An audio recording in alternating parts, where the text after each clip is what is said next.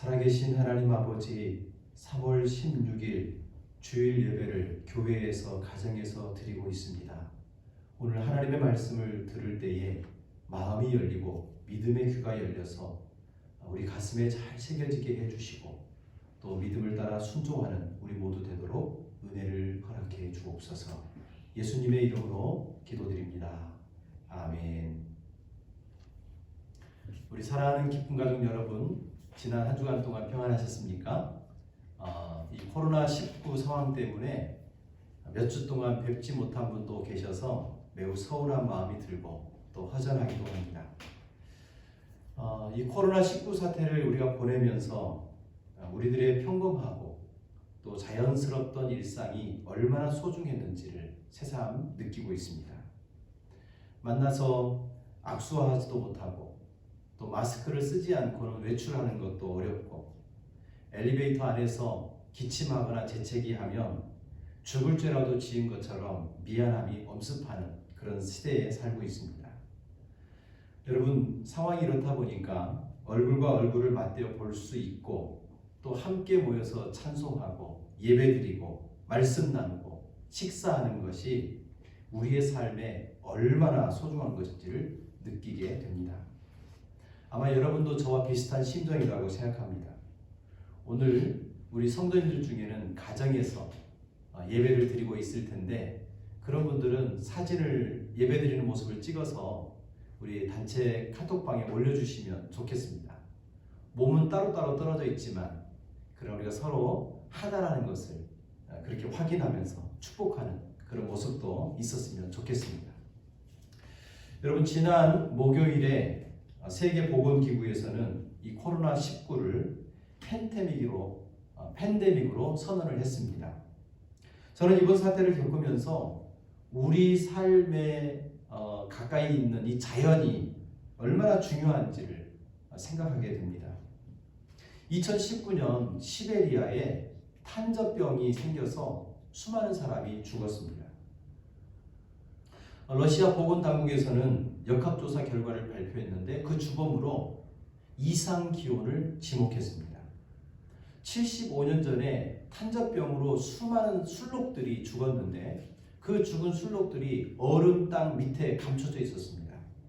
그런데 이상기온으로 땅이 녹고 또 술록에 있었던 탄저병들이 튀어 올라서 그것이 사람에게 감염되어 죽음에 이르게 했다는 거예요. 2013년도 12월 아프리카의 가장 가난한 나라 기니의 쾌케두라고 하는 마을에서 2살 남자아이가 고열과 설사 그리고 심한 두통을 앓다가 숨지는 일이 발생했습니다. 그리고 일주일 뒤에 이 소년의 어머니도 누나도 할머니도 동일한 증상으로 사망합니다. 그리고 이 마을 병원 간호사도 숨지게 되고 병원이 오히려 슈퍼 전파에 온상이 되면서 서아프리카 지역의 9개 나라에서 1만 명가량의 사람이 죽게 되었습니다. 이 죽음의 원인은 다름이 아닌 에볼라 바이러스였습니다. 그런데 이 역병의 주범은 가뭄이었습니다. 사람들의 벌목으로 황폐해진 기니는 수년간 가뭄에 시달렸고 주민들은 먹을거리를 찾아 야생동물을 사냥했는데 바로 야생동물 몸 안에 있던 에볼라 바이러스가 사람에게 감염되어 수많은 사람을 죽게 했다는 거예요. 이번 코로나19의 주범으로 박쥐나 천상갑들을 지목을 하고 있습니다. 그러나 엄밀히 따지면 이런 바이러스의 주범은 인간일지 모르겠습니다. 인간의 탐욕 때문에 박쥐, 서식지까지 침범해서 개발하고 몸에 좋다는 천상갑을 잡아먹으면서 그 동물들 안에 있던 바이러스가 우리들에게 전파되어 이런 사태에 이르게 된 것이죠. 스웨덴의 10대 소녀 환경운동가인 그레타 툰테리의 말처럼 인간이 스스로 삶을 변화시키지 않고 지구 환경을 위해 행동으로 나서지 않는다면 우리는 매년 이와 같은 사태를 반복하게 경험하게 될지도 모르는 일입니다. 저는 이 코로나19 사태를 겪으면서 또 한 가지 깊은 고민을 하게 됩니다.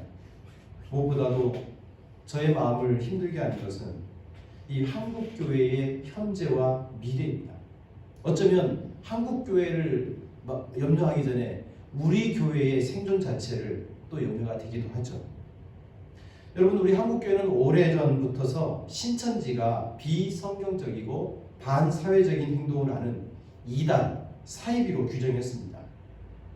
넌크리스천들, 하나님을 모르는 사람들, 교회에 안 다니는 사람들은 신천지가 뭔지도 잘 몰랐죠.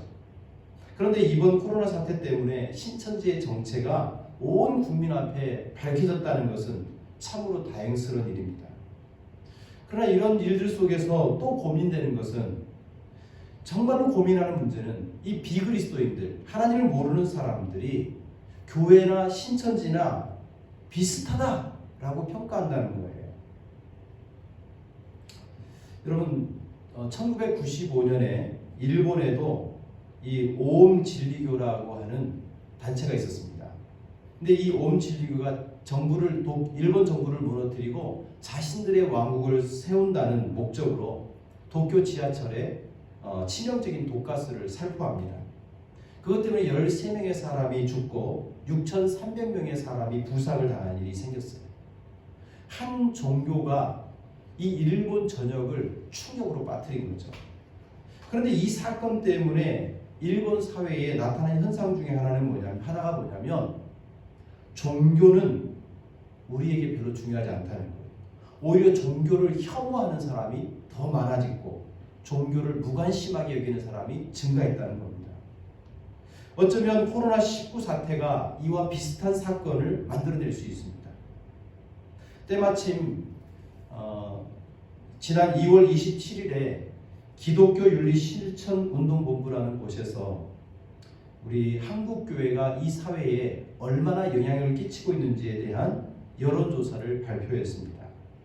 이 단체는 2008년부터 꾸준하게, 올해 6번째인데 꾸준하게 그 한국교회가 세상을 향하여 어떤 영향을 끼치고 있으며 얼마나 신뢰를 받고 있는지에 대한 조사를 발표를 했습니다. 제가 그 발표된 결과물을 다운로드해서 읽어볼 때 두 가지 좀 고민이 됐습니다. 첫 번째는 우리 국민들 중에 30%의 사람들이 아주 확고하게 한국 교회는 싫다라고 말하는 사람이 늘어났다는 거예요. 한국 교회가 싫다. 그냥 싫은 게 아니고 나름대로 이유와 나름대로 자기의 소신을 갖고 교회가 싫다고 이야기하는 겁니다. 이런 성향은 중도적이고 진보적인 생각을 하는 젊은 사람들일수록 더 많아졌습니다. 지금 한국 사회가 굉장히 이념 갈등이 심화되고 있는데 한국 개신교는 보수 우파를 대표하는 종교로 인식되고 있습니다. 사실 이런 인식은 잘못된 건 아닌 것 같아요. 전광훈 같은 사람이 보수 교회에 존경받고 또 보수 교회에 영향력을 미치는 사람으로 떠오르고 있는 현실을 보면 이 사람들, 일반적인 사람들의 평가가 올바른 거라고 생각됩니다. 그런 평가들 때문에 젊은 사람들이 더 이상 교회를 오기 싫어합니다. 만약 이런 추세가 계속 된다면 한국 교회 미래는 밝지 않다라고 말할 수 있죠. 두 번째, 제가 그 여론조사의 결과를 보면서 한 가지 고민되는 게 있었습니다. 이 세상이 교회를 향하여 요청하는 바가 예전과 달라졌다는 거예요. 세상에서는 그동안에 교회가 해야 될 일들 중에 가장 많이 요구됐던 게 뭐냐면 사회를 위한 봉사를 요청했습니다. 그런데 2013년부터 교회를 향하여서 사회봉사를 해라, 사회봉사를 해라라는 말은 점점 줄어들고 교회가 더 윤리적이고 도덕적이어야 된다라는 요청이 점점 늘어나고 있습니다.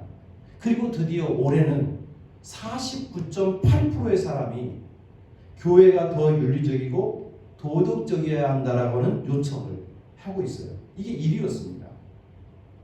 여러분, 왜 이런 결과가 나왔습니까? 그것은 아마 우리 한국 사회가 점점 선진화되고 시민 운동가들이 많아지면서 그동안에 교회가 했던 사회 봉사보다 정부나 또 NGO 단체, 시민 단체들이 훨씬 봉사하는 역량이 크기 때문이죠. 동시에 교회가 보여준 부정적인 문제가 많아졌습니다. 교회 세습 문제라든지 이 목회자들의 스캔들 문제라든지 또 교회 안에 재정이 불투명하게 집행되고 있다는 이런 문제들 때문에 사회는 교회를 향하여 더 윤리적이고 더 도덕적인 수준을 높이라고 요청하고 있는 겁니다. 여러분, 지금 우리가 살고 있는 시대가 바로 이런 사회입니다. 교회나 신천지나 별 다를 것이 없다. 교회는 싫다. 교회 가기 싫다. 교회는 사회에 봉사하는 것보다 오히려 교회 안에 더 윤리적이고 더 도덕적인 교회가 되어야 된다라고 요구하는 시대가 된 겁니다. 여러분, 이런 요구가 있는 시대에서 우리는 과연 어떻게 살아야 되겠습니까? 우리는 과연 어떤 삶을 보여줘야 되겠습니까? 이 질문에 대한 대답을 오늘 우리가 읽었던 창세기 39장 요셉의 이야기를 통해서 발견하고자 합니다. 여러분, 오늘 우리가 읽었던 말씀, 이 창세기 39장의 주인공은 바로 요셉입니다. 요셉은 하나님께서 꿈으로 자신에게 비전을 주시죠. 그리고 그 비전 속에서 하나님의 뜻을 발견한 요셉은 하나님에 대한 믿음을 견고하게 지켜나갑니다. 그렇지만 요셉의 인생은 순탄한 삶이 아니라 고난의 역경이었습니다. 형들의 미움을 사고 죽음의 위기까지 도달했다가 천신만고 끝에 이역만리 이집트라고 하는 낯선 땅에 노예로 팔려갑니다. 노예 신분으로 이집트에 끌려간 요셉은 바로의 신하이자 경호대장이었던 보디발의 집에 노예가 됩니다. 그런데 이런 상황에서 성경은 아무런 설명 없이 여호와께서 요셉과 함께 계셨다. 그래서 그가 형통하게 되었다라고 기록하고 있습니다. 여러분, 우리가 읽었던 본 말씀을 다시 한번 보시죠. 창세기 39장 2절부터 5절의 말씀입니다. 여호와께서 요셉과 함께 하심으로 그가 형통한 자가 되어 그의 주인 애굽 사람의 집에 있으니 그의 주인이 여호와께서 그와 함께 하심을 보며 또 여호와께서 그의 범사에 형통하게 하심을 보았더라. 요셉이 그의 주인에게 은혜를 입어 섬김에 그가 요셉을 가정 총무로 삼고 자기의 소유를 다 그의 손에 위탁하니 그가 요셉에게 자기의 집과 그의 모든 소유물을 주관하게 한 때부터 여호와께서 요셉을 위하여 그 애굽 사람의 집에 복을 내리심으로 여호와의 복이 그의 집과 밭에 있는 모든 소유에 미친지라. 여러분, 요셉이 고난 속에 던져졌지만 그의 인생이 형통하고 잘되고 주인에게 인정받고 요셉이 주인의 모든 소유를 주관하고 복을 받고 그 복이 넘쳐나게 된 이유가 무엇이라고 기록되고 있습니까? 여호와께서 요셉과 함께 계셨기 때문에. 그렇다면 여러분, 이 말씀을 우리는 어떻게 이해하고 받아들여야 되겠습니까? 하나님이 알아서 해주니까 우리는 아무런 노력도 할 필요가 없다, 그렇게 해석해야 됩니까? 아닙니다. 혹시 하나님께 우리가 잘 보이기만 하면 뭘 해도 잘 되고, 만약 그렇지 않으면 아무리 노력해도 소용없다는 운명론식으로 해석을 해야 됩니까? 아니요, 저는 그렇게 생각하지 않습니다. 하나님께서 요셉과 함께 했기 때문에 모든 것이 잘 되는 것이 아니었습니다. 이후에 펼쳐지는 요셉의 인생을 한번 살펴보십시오. 요셉은 그 집의 모든 것을 주관했지만 단 하나, 보디발의 아내를 함부로 할 수는 없었습니다. 그런데 그 여인이 요셉을 계속 유혹합니다.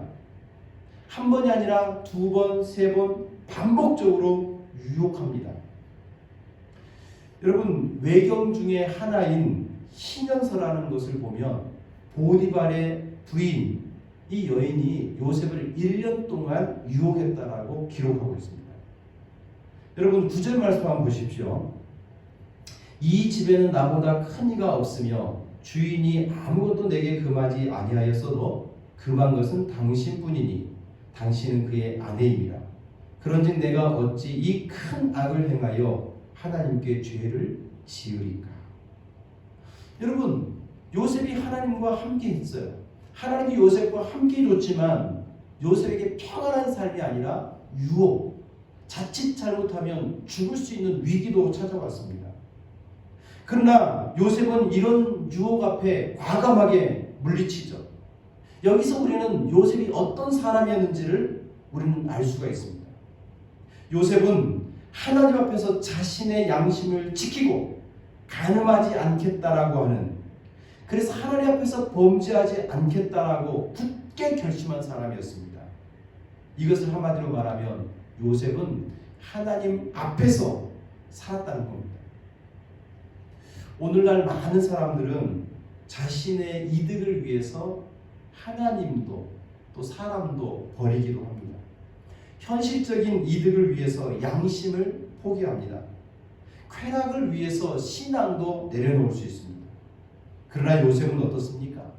요셉은 언제나 어디서나 누구와 있든지 어떤 상황이 있든지 어떤 큰 이득이라 할지라도 하나님 앞에서 범죄하지 않겠다 라고 하는 이 결심을 지켜낸 사람입니다. 요셉은 세상 모두가 좋아하는 것이라고 해도 과연 그것이 하나님의 뜻인가? 이게 더 중요하게 그것을 물었어요.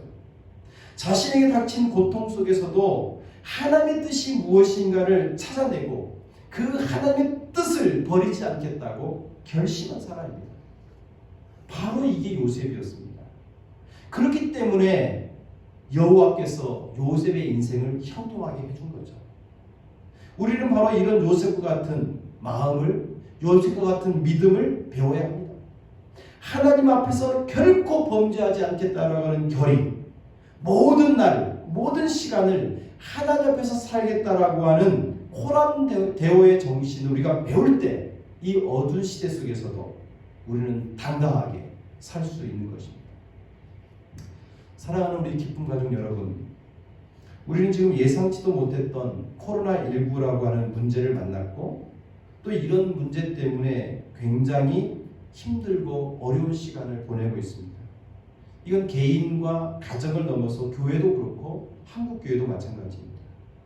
하지만 이런 어려운 시대 상황을 만났을 때에 우리는 이 상황을 믿음으로 해석하고 이 어려운 상황을 새로운 삶으로, 새로운 역사를 만들어가는 계기로 만들어야 합니다. 점점 교회에 대해서 관심이 멀어지는 시대, 의식이 있고 젊은 세대들은 교회가 싫다라고 확고하게 말하는 시대, 대사회 봉사하는 것보다 교회부터 도덕적이고 윤리를 더 확고하게 세우라고 요청하는 시대, 참으로 어둡고 깜깜한 밤 같은 시대입니다. 그러나 이런 시대 속에서도 우리가 호람대오의 정신, 하나님 앞에서 살아가는 정신, 하나님 앞에서 범죄하지 않겠다고 하는 믿음의 결단을 지켜내는 삶을 산다면 우리는 앞으로 다시 기쁨의 노래를 부르는 날을 맞이하게 될 것입니다. 여러분, 우리가 좋아하는 찬송가 445장 태산을 넘어 험곡에 가도라는 찬송, 그 찬송의 2절을 보면 이렇게 고백하고 있습니다. 캄캄한 밤에 다닐지라도 주께서 나의 길 되시고 나에게 밝은 빛이 되시니 길 잃어버릴 염려 없네. 아무리 힘들고 어려운 시국에 살더라도 깜깜한 밤을 걷는다 할지라도 예수님을 본받아 살며 빛 대신 예수님의 정신으로 살아가면 우리는 길을 잃지 않는다는 고백입니다. 사랑하는 성도 여러분, 이 어둠의 시대 속에서 우리가 예수님을 닮아 살아간다는 것, 하나님 앞에서 호람대오의 정신으로 산다는 것, 그것을 우리는 어떻게 적용할 수 있겠습니까? 제가 지난 3월 6일 한겨레 신문 인터넷판을 보다가 잠시 멈추고 돌아보기라는 기고문을 보게 되었습니다. 그 내용 중에 이런 내용이 있습니다. 우리는 너무도 바쁘게 살았습니다. 이제 조용히 멈춰 고요한 시간을 가져봅니다.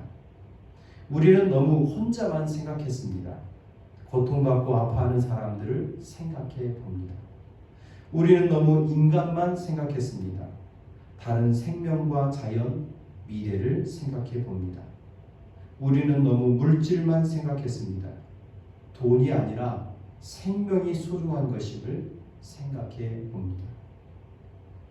여러분, 이 글을 읽으면서 우리가 이 어두운 시대를 살고 어려운 일을 만났지만 이런 상황에서 우리가 어떤 마음과 어떤 생각과 어떤 태도를 가져야 되는지를 보여주고 있었습니다.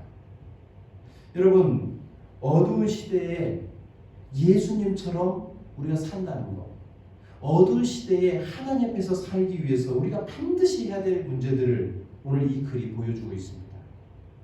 여러분, 우리 바쁜 일상 중에 살지만 그러나 그 일상 중에 조용히 주님과 교제하는 시간이 이제 우리가 필요한 시대가 됐습니다.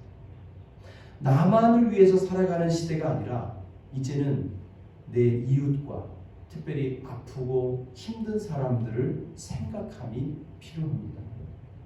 사람만 중요한 것이 아니라 우리 주변에 있는 자연, 그리고 우리 자녀들이 살아가야 될 우리 미래의 환경을 우리는 생각하면서 살아야 됩니다. 돈과 물질만 중요한 것이 아니라 오히려 그것보다도 생명의 존엄성, 생명이 얼마나 귀한지를 깨닫고 살아가는 것, 그것이 지금 우리가 해야 될 일입니다.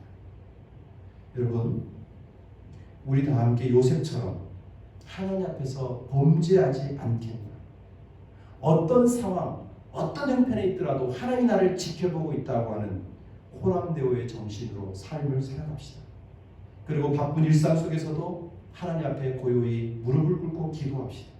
나만 위해 살지 않고 우리 주변의 사람들을 돌아보면서 살아갑시다.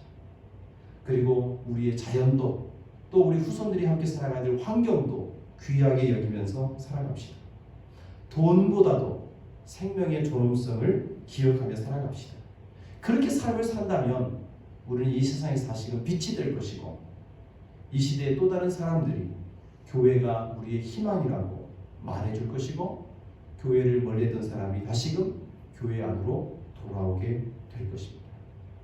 우리 어두운 밤길을 걸어갈지라도 주님과 함께 살아가는 우리 기쁨 가족 되시기를 간절히 소망합니다. 아멘. 우리 다 같이 눈을 감고 기도드리겠습니다. 생명을 주관하시는 하나님, 주님의 크신 은혜를 구하며 기도합니다. 신종 코로나19 바이러스로 전 세계 사람들이 어려움을 겪는 이때에 이 모든 것이 인간의 무지와 탐욕에서 일어난 일임을 돌아보고 회개하게 하여 주옵소서. 그리고 모든 혼란과 어려움을 잘 대처하고 빠르게 극복할 수 있도록 지혜를 허락해 주옵소서. 겉과 속이 다른 사이비 신천지 이단을 보면서 다시 한번 우리의 신앙도 순결한지 올바른 것인지 되돌아보게 됩니다. 우리 모두가 악한 길에서 떠나 스스로 낮추고 하나님의 얼굴을 찾게 하시고 예배당에 모이지 못한다 할지라도 영적인 게으름에 빠지지 않게 해주시고 변화하는 세상에서 교회가 나아갈 길을 깊이 생각하는 시간이 되게 하여 주옵소서. 온전히 하나님만을 의지하며 영적으로 새롭게 거듭나게 하시고 어떤 유혹이나 시련에도 흔들리지 않는 굳건한 믿음의 뿌리를 내리게 하여 주시고 예수님처럼 빛으로 세상에 당당하게 살아가도록 도와주옵소서. 한겨울이 지나고 따뜻한 봄이 오듯이 주님의 치유와 회복의 능력이 코로나19를 해결하게 해주시고 위축된 우리의 삶에도 봄날이 찾아오게 하여 주옵소서. 죽음의 그늘 골짜기를 지날 때도 우리와 늘 함께 해주시는 예수님의 이름으로 기도드립니다. 아멘.